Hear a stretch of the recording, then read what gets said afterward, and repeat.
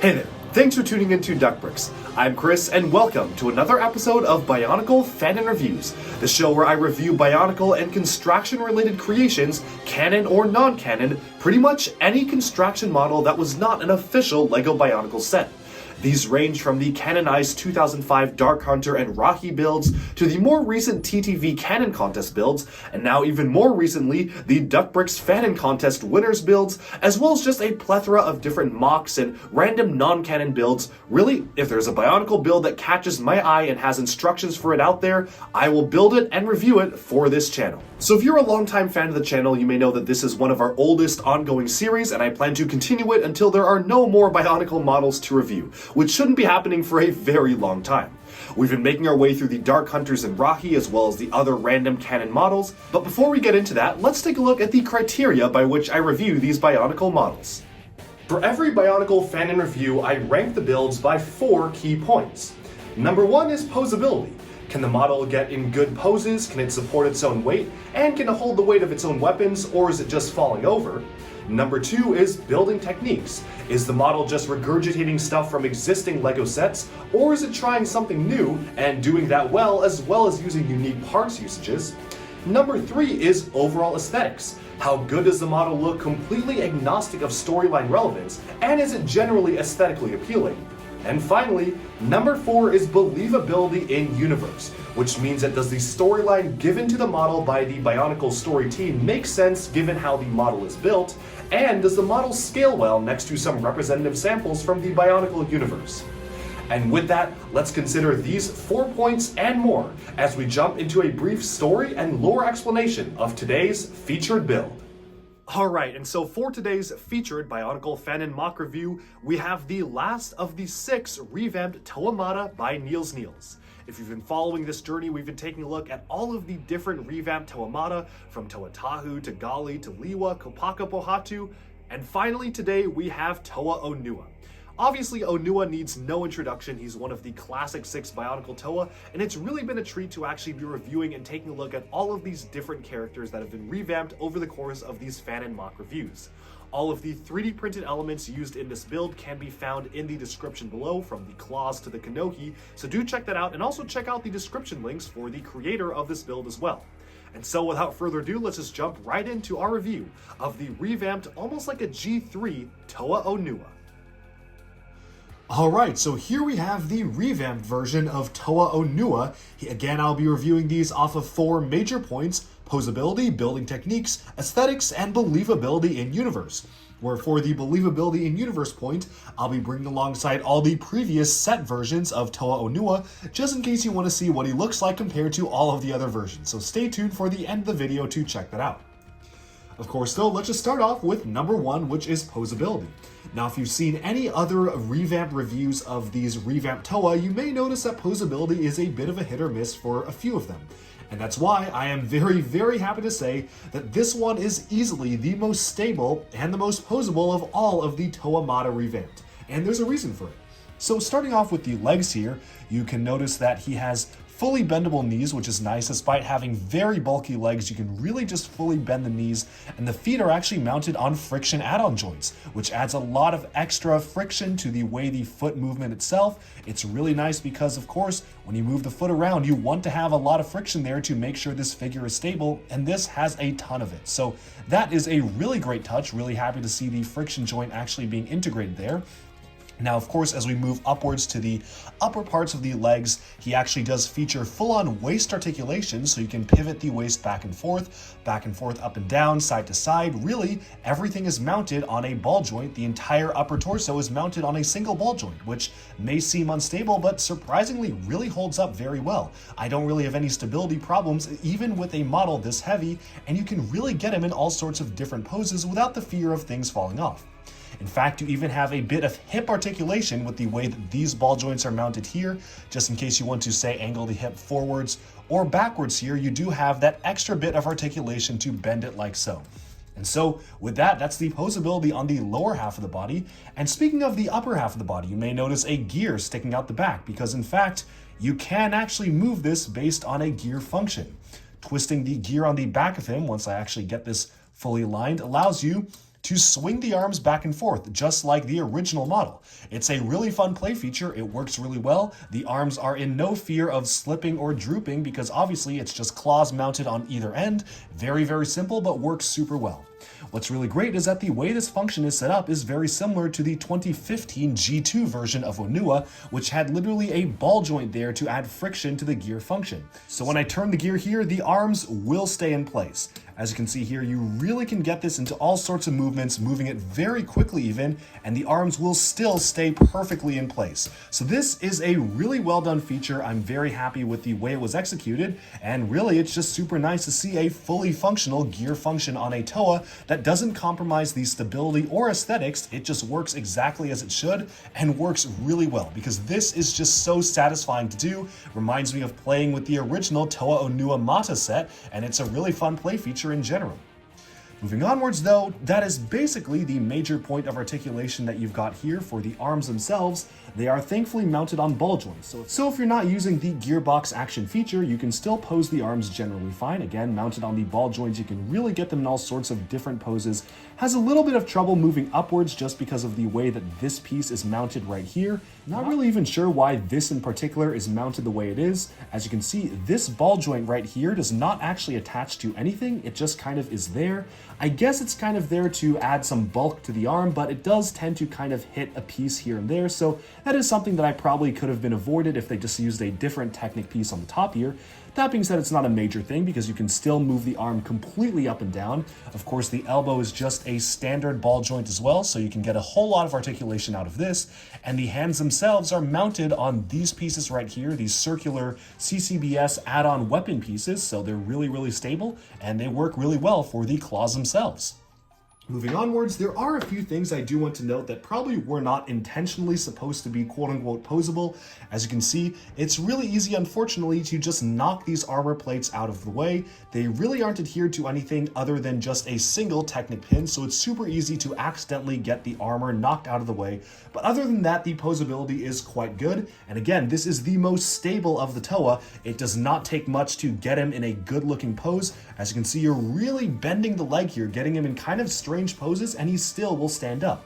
You can even have him stand when the foot isn't even firmly on the ground. As you can see here, this foot is, well, almost. The foot was raised off of the ground there, and if you're careful with it, you can still get him to be in a standing pose, which is a lot less effort than having to actually pose the rest of the Toa, so this one easily is probably one of the best in terms of posability.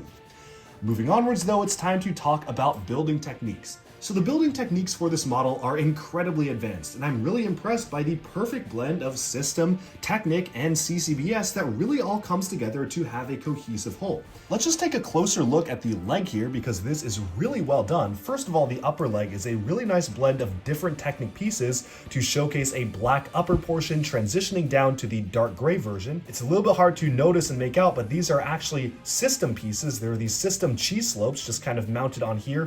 One minor complaint is that these do not have friction in the way they're mounted because of course this model was designed in 2021 before the friction version of the stud to Technic pin connector actually came out in 2022, although thankfully it's a really easy fix. If you have extras of the new friction joint on, just attach it on with the friction version instead of the non-friction version and you are good to go. Of course though, the rest of the leg is really solid. It's really not going to fall apart. There's nothing that's easy to pull off. It's just a very solid block of Technic, which is just really good looking. And I'm very happy with the overall shape and form factor of the way this particular leg piece turned out, especially because it uses some pretty advanced building techniques to get the Technic parts to work the way they want. Moving upwards to the torso here, this is built somewhat similarly to some of the other Toa revamps. In case you haven't seen those, the way that it works is that it uses this longer Glatorian neck style piece to attach the entire body to. It's a little bit armored up here, actually really armored up, so kind of hard to see, but this also uses the standard LEGO Technic bar pieces, or the LEGO system bars, the 3L or 4L bars, to act as pistons. So these are fully brick-built pistons. Obviously they don't act like actual pistons, but these are a little bit more stable than I originally thought. I originally was worried that they were going to be falling off, but no, especially for the Onua form here, for whatever reason, these are a lot more stable and you can really just rotate the waist all around without being afraid of things falling off. And the extra benefit is that obviously these Technic cam elements here also feel almost like a rib cage or some mechanical detail, which is a special look that I really like. The use of the Technic panels, which are fairly large on the top of the body here, is actually one that I really appreciate. I love the way the shaping goes for the chest here, having him go from a pretty thin waist all the way up to a super wide upper body. It's kind of reminiscent of the G2 Toa Onua's body shape, which is a shape that I actually really liked, and I felt like it really fit the Onua body type in general, which is what I really appreciate about this model.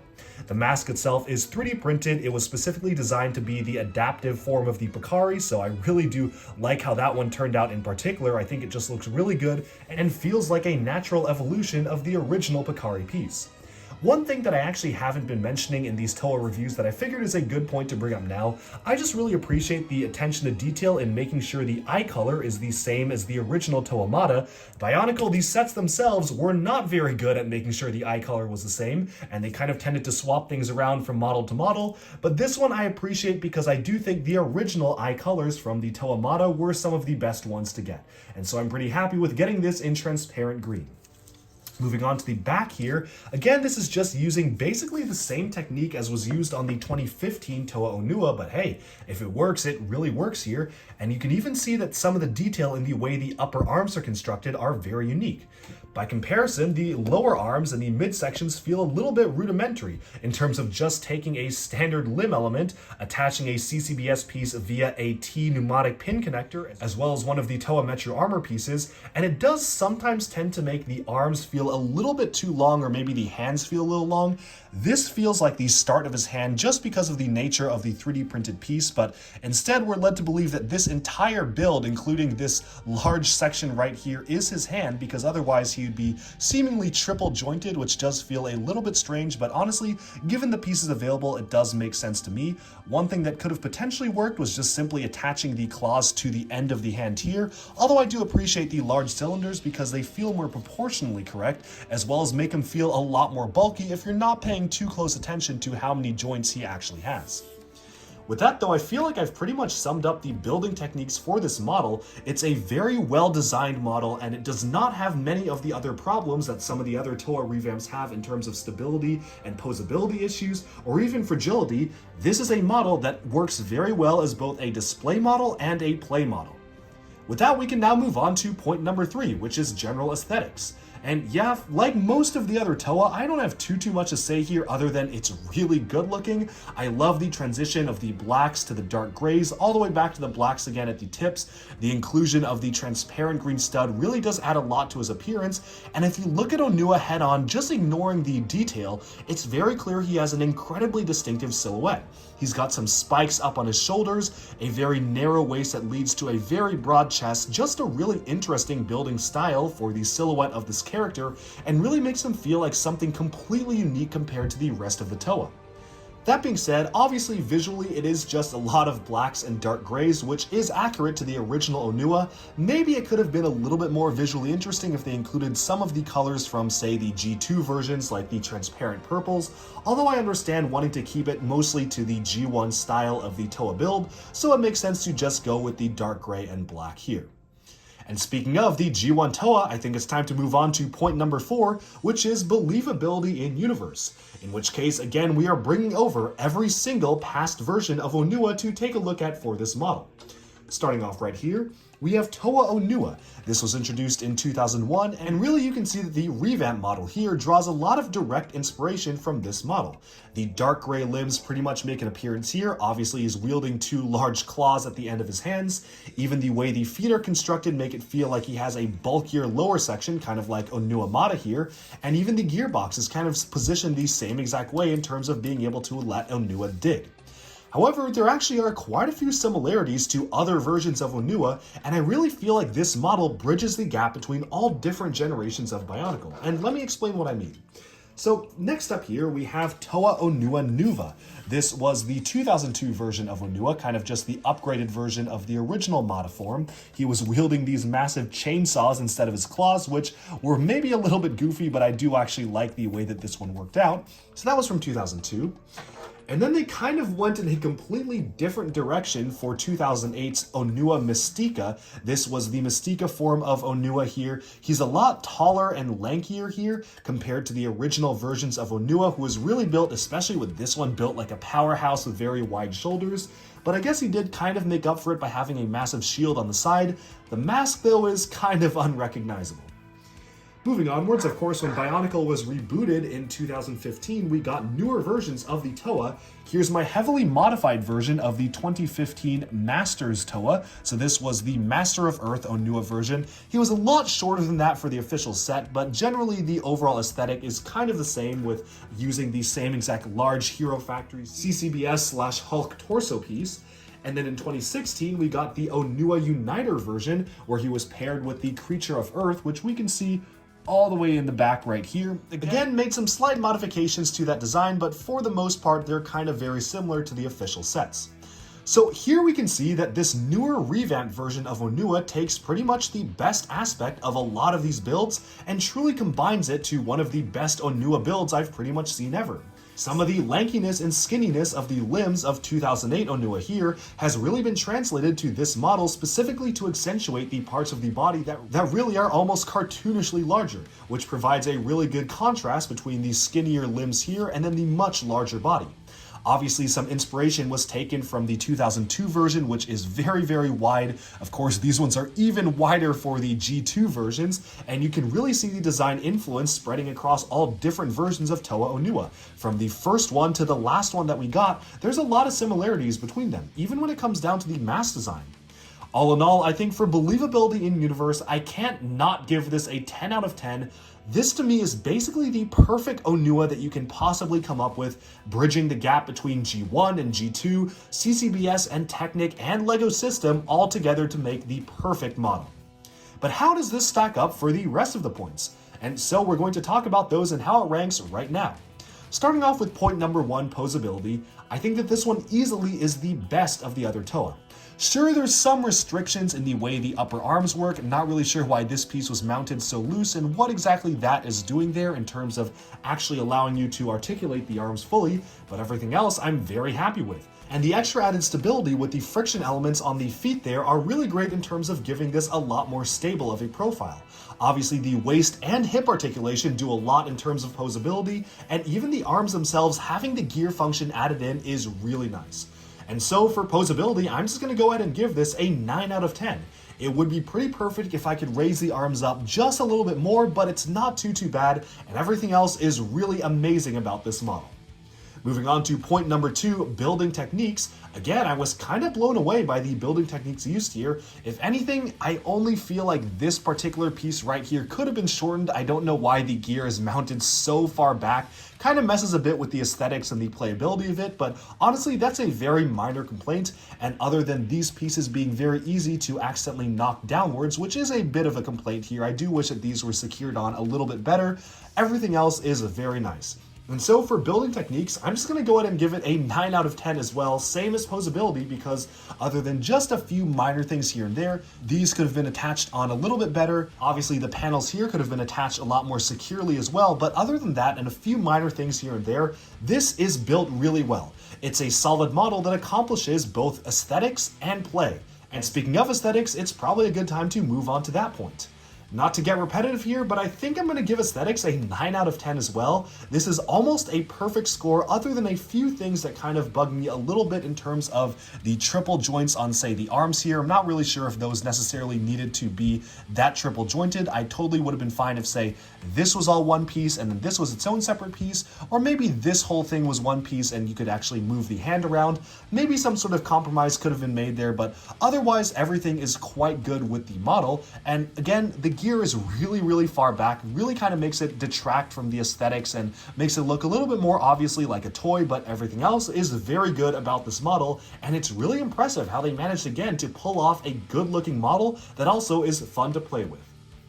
But with that, we have summed up this review of Toa Onua. This already is one of the best of the Toa revamps. I am really blown away by the building techniques here, and it's quickly shaping up to be one of my favorite models from this entire series. And so stay tuned every 2 weeks for a brand new Bionicle Fanon review. I hope you enjoyed this video, and definitely stay tuned to Duckbricks for even more LEGO news, reviews, discussion, and analyses coming your way very soon. Thanks so much, and bye-bye for now.